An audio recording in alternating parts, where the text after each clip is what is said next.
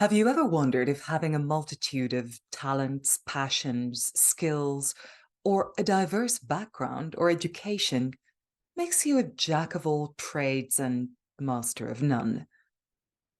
What if it made you a Renaissance individual?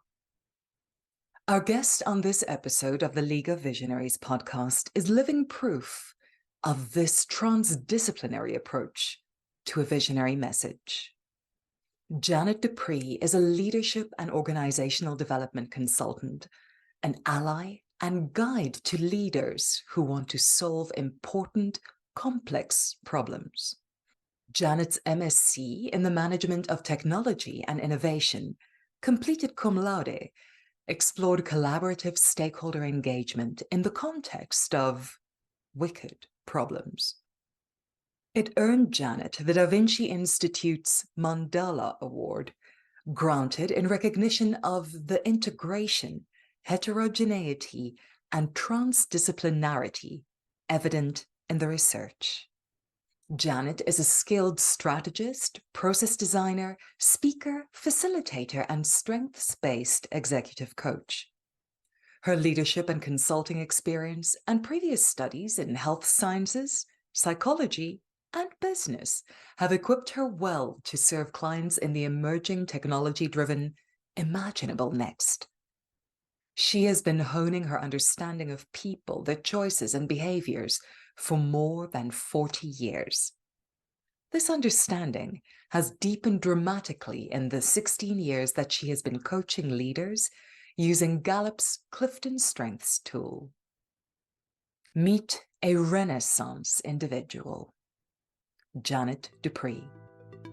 Welcome to the League of Visionaries podcast, where we meet experts, entrepreneurs, and enthusiasts with a visionary message to share. This podcast is brought to you by Yazzie Media Virtual Media House. Yazzie Media is a proud media partner of the PSA-SA Convention 2024. We dedicate this second season of the podcast to the speakers and other visionaries behind this premier event for the speaking community. I'm your host, Marie Leroux, and this is the League of Visionaries podcast. Janet Dupree, welcome to the League of Visionaries podcast. It's delightful to have you here at last. Marie, it is such a joy to be with you. I'm very excited for this conversation. Thank you for inviting me. Well, it's a real pleasure to have you here, especially because you are speaking about a topic that is essential at this time in history. Leadership, teaming, the understanding of people's unique learning styles and approaches has always been important. But at the moment, I could even say the world is at a crisis point. We need help with this. And that all feeds into your visionary message. How would you put that into a nutshell? So it's really interesting that you actually even asked that question. I have in my Astute Leader program, I ask people to do this exercise. I ask them to define the message that they want to roar to the world. And I have to be honest and say I have two. So my two messages that I desperately want to roar to the world. The first one is watch Africa. I am besotted with this continent. I'm telling the world, watch Africa. And my second message, and probably the one we'll focus on a little bit more, is that astute leading impacts real world challenges.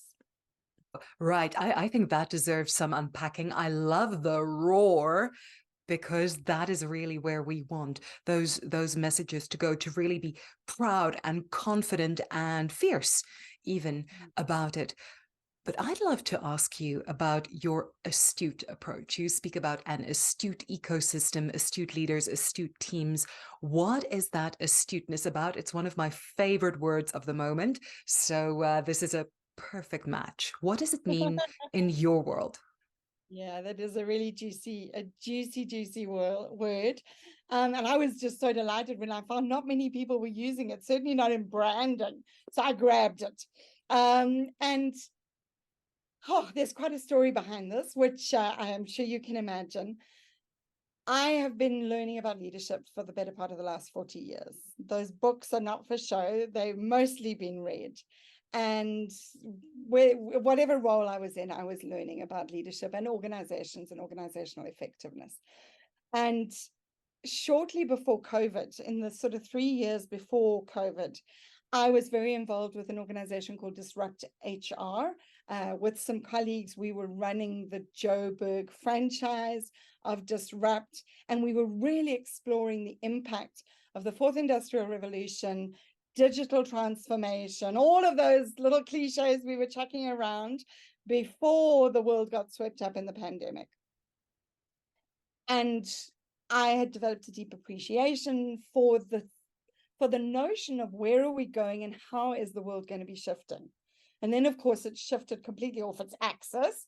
And that changed a whole lot of things. And I think most of us at that time were really looking at what are we doing? And how do we focus in on what's most important right now? And so in the first sort of 6 months of 2020, I was radically reinventing my organization anyway. But I settled on the fact that in this crazy digital transformation world, and in a world that is going to be following in the wake of COVID, not in the next 2 months, but probably in the next 3 years, what is that going to require of leaders particularly? And so during the Disrupt HR, Disrupt Josie phase, we'd been seeing everybody, these are the 4 critical skills of, leading in the fourth industrial revolution, not even leading. These are the skills you're going to need to survive in the 21st century. And somebody had 8 and other people had 5. And I won't mention any of the names because some of them are part of our community. I started collecting all those lists and discovered that when I put all of the lists together, there were 50 skills. And I thought, well, you can't put out a list of 50 skills. So That's not sounding very sexy. All you need is these 50 skills. Yeah. Believe it or not, McKinsey actually did. And they came to pretty much the same number. Wow. But I clustered those 50 skills into 4 critical competencies, which I call androrhythms. That's a beautiful word coined by a guy called Gerd Leonhard, who's a futurist.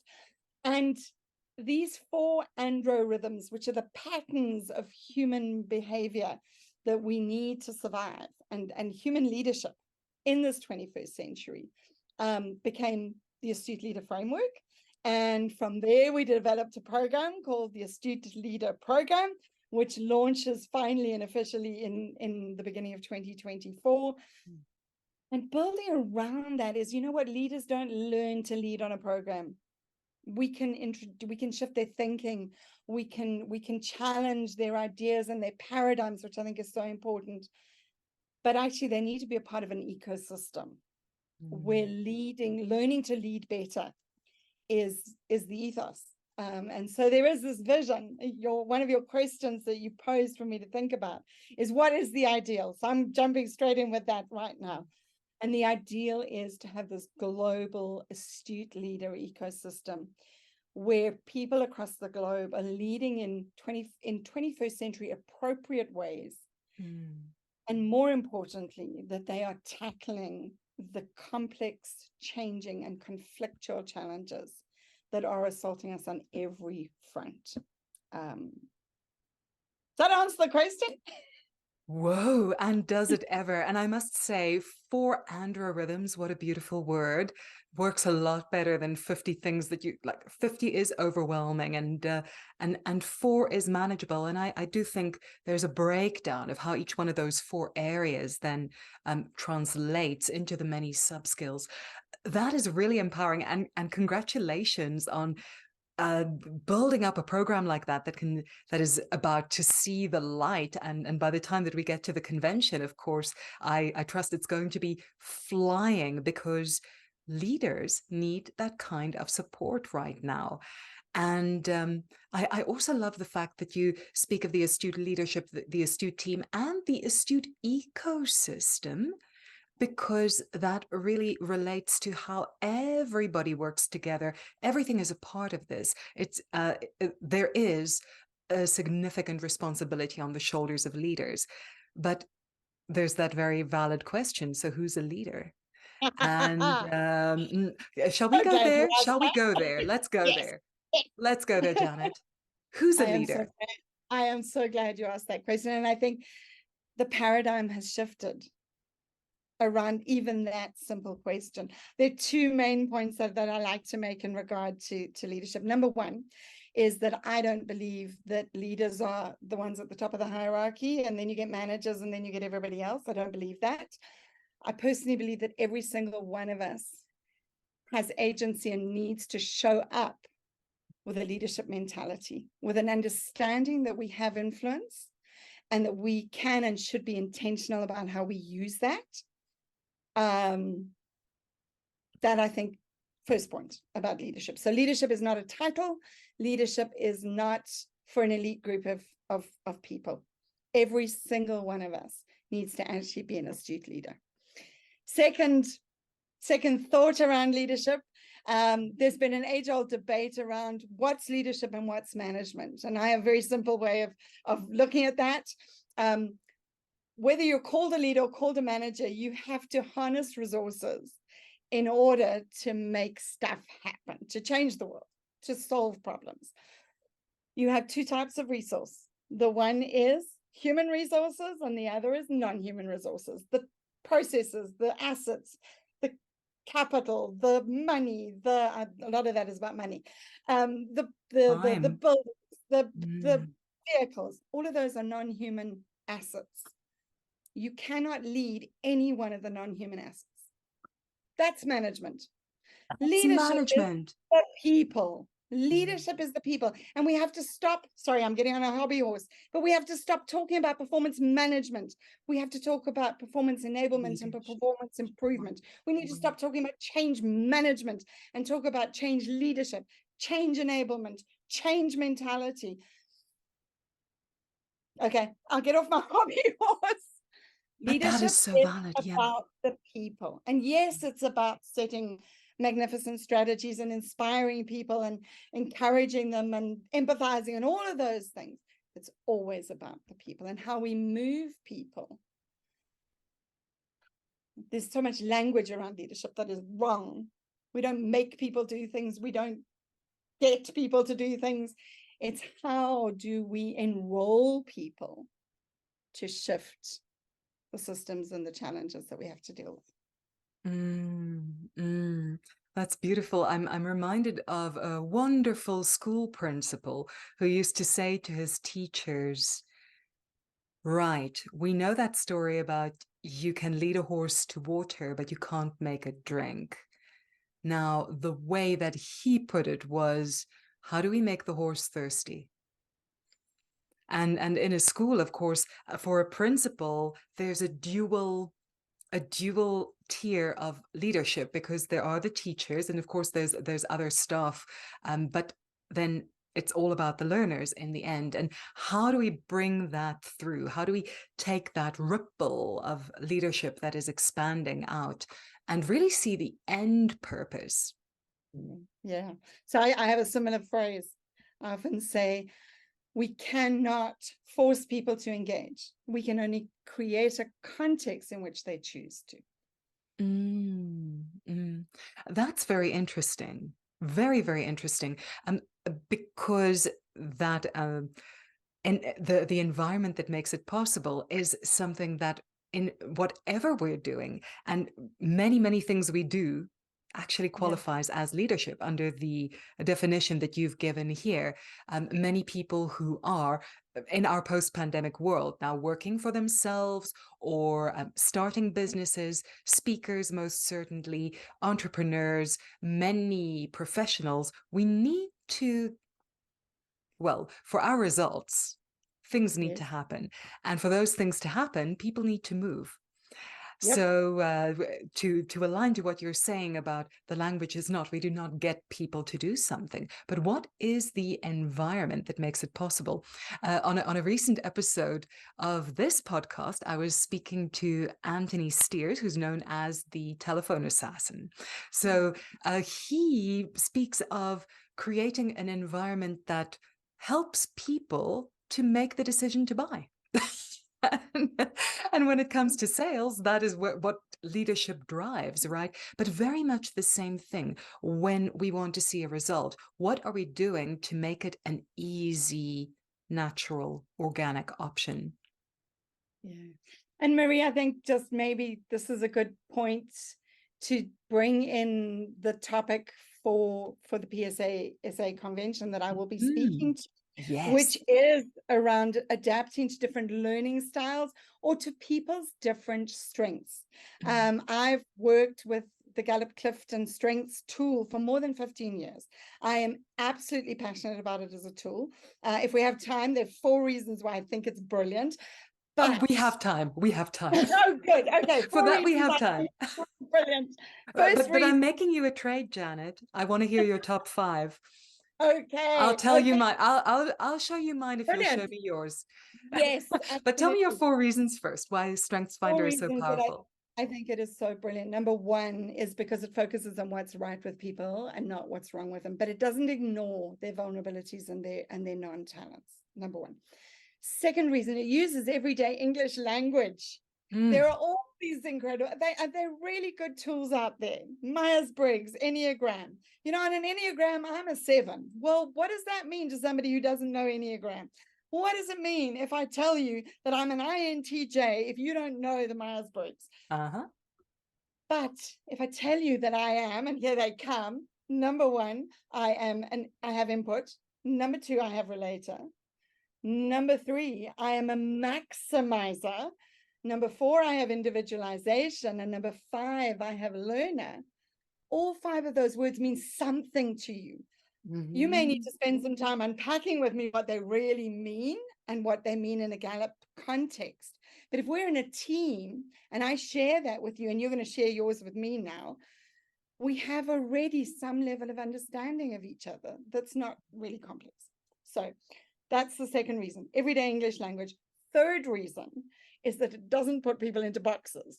We've got 4 box models and 16 box models and 9 box models.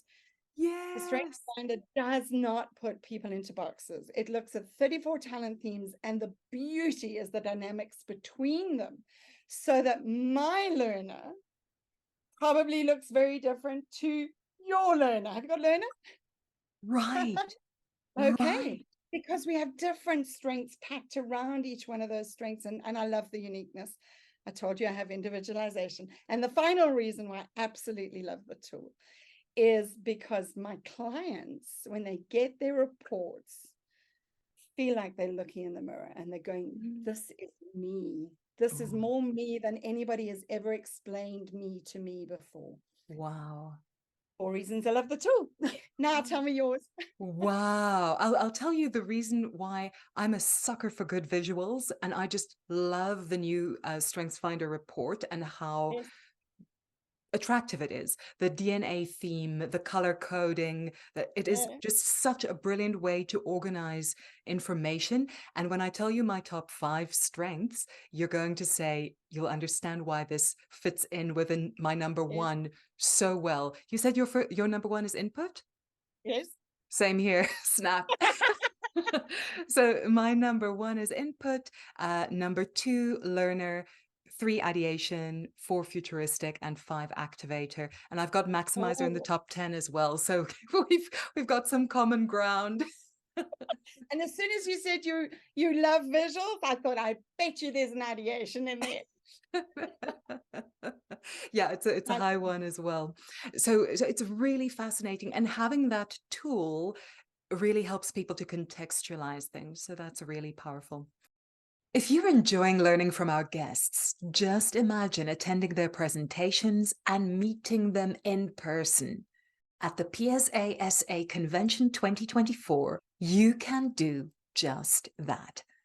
The PSA-SA convention is the biggest annual event hosted by the Professional Speakers Association of Southern Africa, the PSA-SA, a membership body which exists to support the common needs of professional speakers. During its 17-year existence, the convention has been consistently attended by an enthusiastic audience, primarily based in South Africa. It has, however, over the years also become a popular event with international speakers looking to develop their African network. PSA-SA 2024 is the ideal opportunity to interact with peers and spend time with decision makers in a space where creativity, innovation, and connection are at the forefront. Find the link to book your spot at the end of this episode and in the description. I just wanted to make the connection back to what we were saying before, which is that when we want to create a context in which people choose to show up, it is critical that we recognize who they are, that they know who they are, that we know who we are as leaders, and that we have a sense of not only who they are, but what makes them tick. What are the dreams and aspirations and intentions that they have, which so often are related to those strengths? That's how, as leaders, we make the choice to lead people as individuals, not as groups. Engage and enroll them effectively through knowing who they are. It's vital. Wow, that's absolutely amazing. And what you said there about leading individuals, this is one of the things that we hear time and again about leadership. The thing that makes a great leader, when they try and boil it down to any one thing, you can't find any commonalities except for this. And that is that they speak about the individuals rather than the collectives. So that really is a key to effective leadership. And that comes from reverse engineering what makes a good leader. So we know that the proof of the pudding is there, right? That's amazing. So exciting. Janet, I want to ask you next, what question should I be asking you? Oh, what a lovely question. One of the things you asked me to think about before was kind of the journey and how I arrived at these big messages and I guess what I do in the world. That would be a lovely thing to talk about too. Ooh, love that. Yes. Journey is part of what I do in the world today. So maybe that is a good question. Yes. So here's the question. What was the journey that led you to where you are today and the path you are on? Stunning. So I started out in a very, very different space. Many years ago, 40 years ago, I did a BSc nursing degree.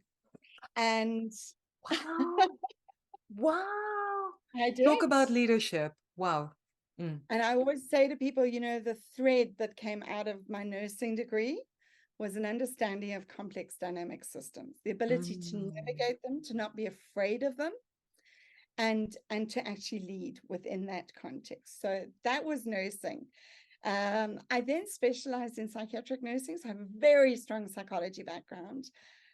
And there I learned to think about people as whole beings. So I have a little acronym that I use. Some of the PSA people know this already.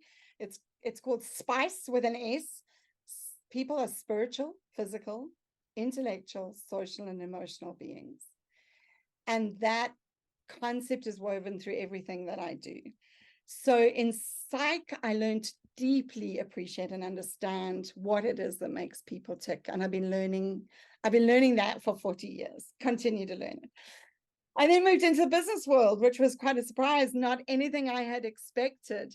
And I think there were two really critical takeaways from being a leader in the commercial world. The first is that understanding of systems and how we make business systems more effective, and an absolute passion and fascination with that concept. And then secondly, leadership. And what does it mean to lead, and what is effective leadership, what is ineffective leadership, and I experienced plenty of that. So that was kind of the business context. And then the last part of the puzzle was that only in the last 6 years did I finally manage to complete a master's degree. I tried twice before and life got too busy, so I didn't finish them. But I did a master's, an MSc in the management of technology and innovation at the Vinci Institute in Johannesburg, which was an incredible learning experience. And I started out wanting to explore the concept of engagement. And I was going to develop a universal framework. And I was really curious because I was very dissatisfied with the existing theory on engagement. And that's a topic for another day. I'm still deeply dissatisfied with most of what's out there. And even more so having done the study. The eventual topic, the eventual completed dissertation was on improving stakeholder engagement in the context of wicked problems. Which is another topic for another day. But those 4 major threads have really led me to the work that I'm fascinated by at the moment. And you'll know with input and a high maximizer that choosing where you're going to focus can be a little bit challenging. So for now, this is where I'm playing. These are the things that fascinate me. Wow. What a stunning spectrum. And I always think that interdisciplinary insight is such a powerful thing. We don't realize when life takes these interesting twists and turns with our lives and our careers and the things that happen to us, and sometimes even just our hobbies, our passions, our interests, how much richer we become in the message that we have to share. But I'm fascinated by that nursing start because if I had a medic alert bracelet, it would say, I would rather die than see a doctor.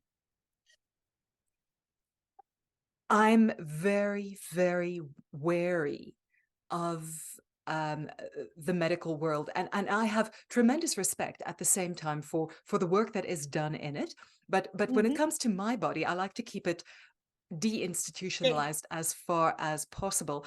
But in the encounters that I have had with the medical world, I've always been amazed, especially when it comes to nursing. And when you see what really happens in a hospital behind the scenes, if you have somebody who's in ICU and you're going in there, I had that experience for 3 months while my brother was in a coma, and day after day after day, the chance of seeing a doctor, forget about it.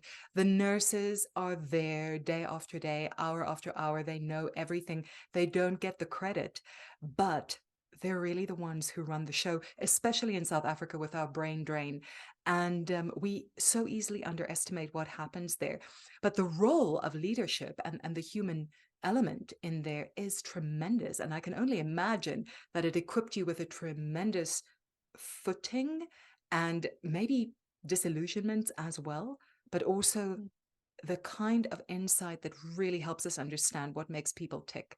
And I love moving through to psychiatry from there, because the even from a psychological angle, which is not necessarily the same thing at all, but we saw that obsession over generations where psychology was about everything that's wrong. And then this move towards positive psychology that came in this century. And I love the way that you fed that through into your message and where you're at today. What a fascinating bunch of ingredients to put in the pot, and outcomes, engagement dynamics. And I have to say, so two little things. First of all, I often say to people, you do need to understand, I studied psychology in the 1980s. This was before Martin Seligman coined the phrase positive psychology in 1998. Right. I was so glad when he came along. But maybe just to your point also about interdisciplinarity or transdisciplinarity, you've given me an opportunity to blow my own trumpet just a little bit, but it's with purpose, because I could not agree with you more about the importance of transdisciplinarity. And I was very, very, very honored to actually win an award at Vinci, which I received a couple of months ago. They have 4 awards that they give at the end of each group of students. Two of them are exclusively for PhD students. One of them is exclusively for a BCom student. And there is one that anybody can qualify for. And I was doing a master's. And I won this award. And it's called the Mandala Award. And it is for transdisciplinarity, systems thinking, and integration. And I won that award because of exactly what you just described, is that I have had, I mean, I'm certainly not going into my full CV. There are so many extraordinary connections that I've had. I'm fascinated by the arts. And that transdisciplinarity has very strongly informed my thinking on leadership, the way that I get to show up in the world. So just to endorse what you just said. Wow. Yes. What a fantastic thing that there is an award like that in the first place. That's Yeah. just perfect. But congratulations on that, because I think it's encouragement for all of us who are wondering if these many different things, we have that expression that can really leave us hamstrung of a jack of all trades and a master of none. And actually, there is so much potential to bring together those many trades and become the master of something far, far greater. That's really exciting. And also, that is really inspiring, because you speak of starting master's degrees, and many people have had this experience beginning a project that is huge, that big, hairy, scary goal. And sometimes we don't make it first time round. And knowing that actually the things that happen in the meantime, even the things that put you on the detour, can be the things that enrich the ultimate experience. So thank you so very much for sharing that, Janet. And may awards like that continue to inspire. It's really about much more than an accolade. It's about strengthening your message. Yeah, and it's about shifts that are happening in the world. Yes. I mean, when I started studying, there's no ways 40 years ago that kind of award would have existed. I was only too delighted to find a university where I was allowed and encouraged to be transdisciplinary in my thinking, because that's something that was inculcated into me in a really amazing school 50 years ago. And it doesn't happen very often in the world. So, and I think maybe just in terms of the people who are listening to this podcast, Marie, you know what, the leaders of this world are and I mean the real leaders, the ones who are showing up as astute leaders. We are responsible to shift the paradigms. Yes. and to go with our guts sometimes and make the dreams happen and solve the frustrations that we have. That is such a valid point. Janet, I'm thinking now as you speak, of course, it's called the Da Vinci Institute, and that is so Da Vincian. The interdisciplinary Renaissance human, thank you very much. The Renaissance man's gone, but the Renaissance human is informed by so many different disciplines, and we're enriched by all of them. It brings a complexity, it brings a depth, and it brings a meaning that it just can't happen without those other pieces of the puzzle. I'd love to get back to your presentation. There's a special name for these. It's the Speaker Labs, where you'll be presenting at the PSASA convention. And your topic there is tune out the noise by adapting to different learning styles. And we've spoken a bit about the strengths and how those show up here. As we were preparing, I was saying to you, I am an academic in recovery. And this is a fascinating area that just pulled me in so far when I was in my own studies and trying to convey this, because I was training teachers. And when I got into learning styles, it actually helped me so much to teach, but to teach teaching, and to give something that can help every different learner light up. Now, when we're dealing with audiences as speakers, or even if we're dealing with people that we're leading, knowing about those learning styles can be super. Now, we're not going to let the cat out of the bag, because we want people at the convention. They really should come and experience this in person. But what's the nutshell of different learning styles and how to be sure that different people can hear us, can take in our message. And how do you address all of them in one room? That's the real question. I think, first of all, there are numerous lenses through which we can evaluate and appreciate learning styles. Strengths is one of them. You know, our strengths definitely impact on how we choose to learn, how we learn best. We often say when we're coaching clients using their strengths, your strengths energize you. So when you are learning with your strengths, and your strengths are being brought to bear in the way that you're being asked to learn, you're energized, you're engaged, you enjoy the process. So I think that's one lens. I'm very, very familiar with Kolb's learning theory, and he's got this beautiful, beautiful process, learning cycle, they actually call it. But each of the 4 elements of the learning cycle are also ways in which people prefer to learn. And so even though we have to do all 4, we each have a preference for where we begin the process, and maybe a space where we will spend most time while we're learning. So getting to your critical question, because again, I'm not going to let the cat out of the bag, but I think, and I often speak about this when I talk to people about facilitation, which is a very hot thing for me, and something I really, really aim to do extremely well. When I'm designing a facilitation process, I want to make sure that I have blended at least all 4 of those learning stages, which translate also into styles, into the way in which I design my facilitation. So I have exercises that are experiential.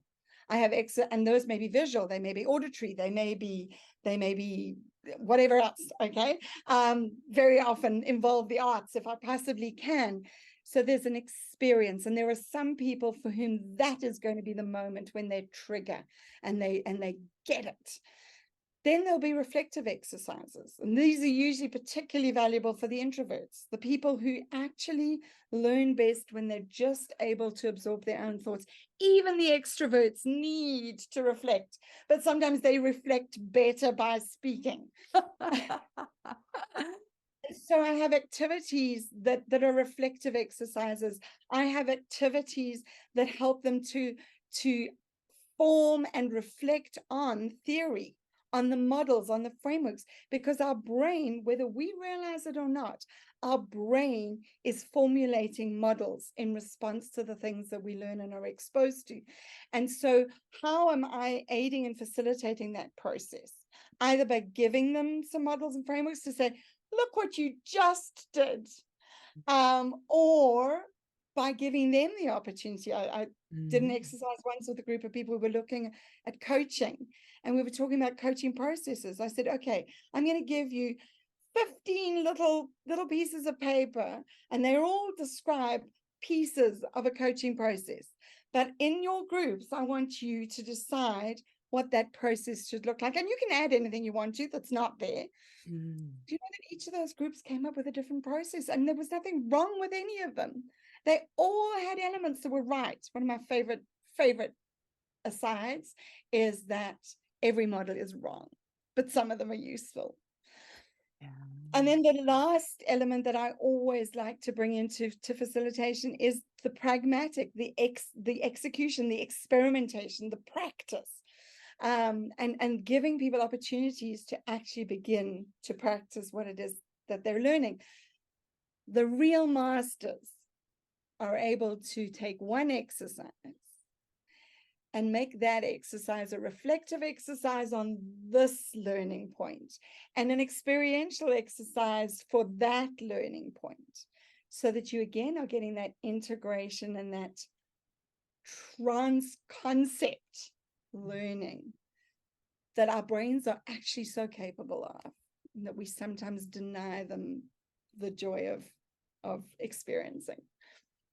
Wow, that is so incredibly helpful, Janet. I'm thinking of speakers on stage, but many speakers on stage. I mean, it's lovely to think that it's all glamorous, Tony Robbins style arenas, listening to you and applauding and standing ovations and all. But the fact is, many speakers also do some kind of facilitation, training, coaching, and all of these methods. Being able to integrate a skill like that means so much more effectiveness, right? Because what is the measure of your success as a speaker or as a trainer or as a facilitator?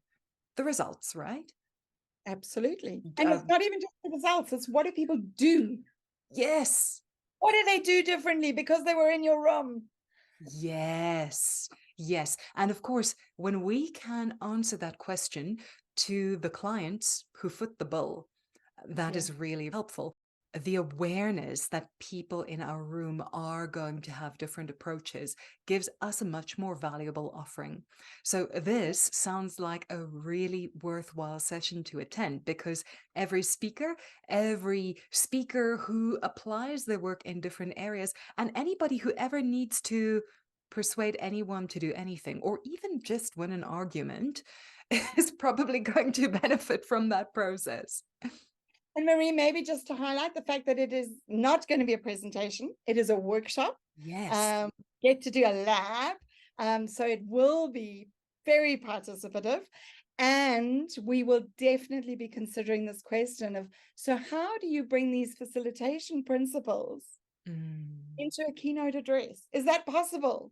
Is it possible for us to go through all four of these learning processes when we are delivering unilaterally to an audience, which is obviously not my preferred style, but it's possible. Can we do that? So we'll explore how. Fascinating. And to do it hands-on, the labs or the workshop style presentation of that really gives a beautiful opportunity to make it, what's the beautiful word you use? Experiential. All right. Janet, I'd love to hear from you how you see the value of an association of professionals, a council of peers, like what you have encountered in the Professional Speakers Association of Southern Africa, where you're a member, and of course in professional speakers associations internationally for those of our listeners who are in other countries. Yeah. So I have to begin with a slight confession, and that is that I'm not nearly as involved as I would really like to be and have intended to be for actually several years. I have watched and observed the PSASA almost from a distance for probably at least 5 years, primarily because I was busy with my master's and I actually just had to focus and eliminate some things.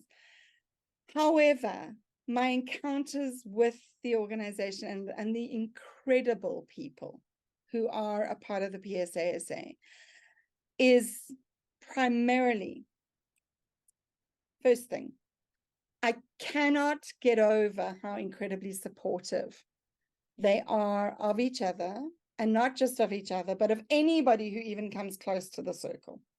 There is such a beautiful sense of we're here to boost each other. There are some phenomenally successful people within the PSASA, and I never feel the sense of one-upmanship or competition. There is such a wonderful collaborative, empowering community that I honestly just want to be a part of. I think that's number one. That's the thing that just stands out for me. And then I think it is just also learning. I'm going to sound really arrogant here. Remember, I've got learner in my top 5. Okay. One of the problems with us learners is we can be a little bit snobbish about intellect and learning. And we are pretty number 2. I'm totally with you on this. That is confirmed. We can be pretty picky about the people with whom we associate. And I think that one of the results of that is that we don't always find it easy to learn from people. We've made an art out of learning. Yeah. And so I am very, very selective about the associations that I join. I join associations where I know that I'm going to learn something. It's a huge value for me.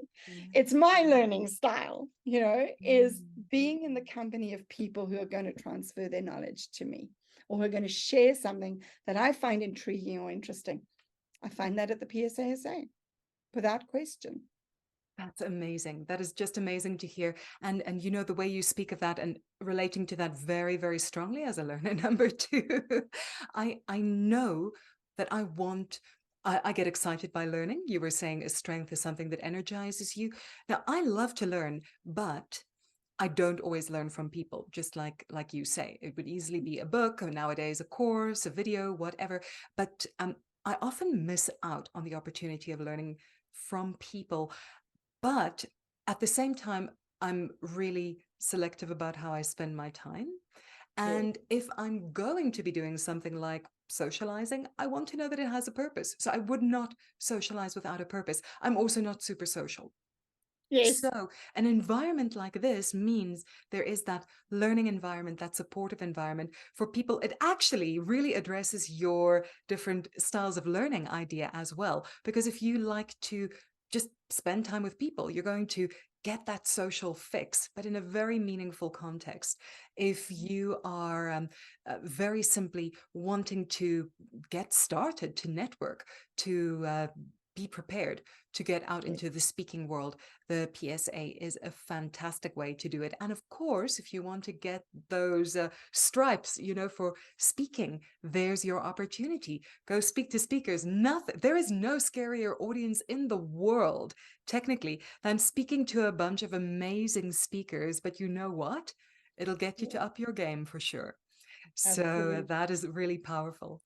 One of the other things that I've observed is that there is a phenomenal learning process in place for those who are really focused on becoming outstanding speakers.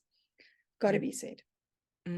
Absolutely. That's definitely one of the great perks. And as we were preparing to record today, I was saying to you, I do want to ask you about your experience of developing professionally through academic study versus developing professionally through an association like this.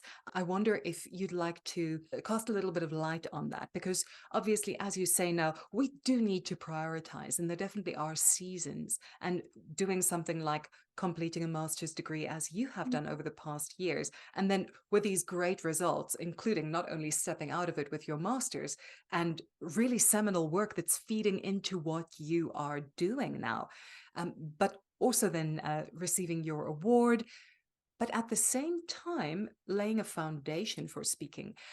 For a speaker who is looking to develop professionally, if they've got 24 hours in a day, they've got a budget. If you were in that position right now and you had to choose over again, where would you put your time and money? And this is not sponsored by, by either option, but like which way to go? So again, I think it does depend a little bit on what you're wanting to learn. But if we're focused on becoming a thought leader, I think there are those two very distinct threads that have to be woven through. The one is your content, and academic studies remain an amazing place for academically inclined people to really become deep experts in certain subjects. It is definitely in this day and age not the only way that you can learn. I'm so grateful for books. Love books. Read. I love Audible. Read. But the other side of it is practical skills. And especially when it comes to speaking, you cannot learn to speak effectively, powerfully, dramatically, in a way that enrolls people by reading a book. Just not possible. And so this is where organizations like PSASA come in, because they're really good at that skill stuff. They're not going to teach us content. They're going to teach us how to articulate, very important word in my framework, to articulate our message in a way that is arresting, in a way that shifts how people show up. That is very powerful. Janet, thank you. My last question for you is, as we are building up to the PSASA Convention 2024, it's in your hometown, it's in your home chapter, so no need to buy a plane ticket or get accommodation. You can sleep in your own bed, but you're going to be there not only to present your speaker lab, but also to experience the convention. What are you looking forward to most of all? So I've never been before, confession. Exciting. I feel very privileged to have been invited to speak when I have never even participated, and I don't take that privilege lightly. I think what I've observed from the outside that I am really most looking forward to is the interactions with this incredible group of people. I am a relator. I love meaningful connection with my tribe. This is my tribe.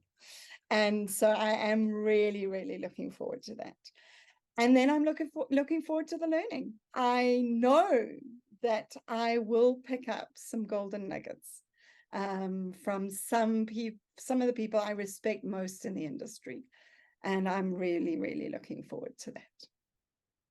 And we are looking forward to having you there. Janet, I'm very excited to be meeting you in person now that we've met virtually. And well, for all the speakers present at the event, there's definitely gold to be had there. For any speakers and aspiring speakers still thinking of it, there's even more reason to be there. Janet, thank you so very, very much for joining us on the League of Visionaries podcast. Marie, thank you. This has been such fun. I really, really enjoyed it. I appreciate your amazing questions and look forward to seeing you in person very soon. See you there.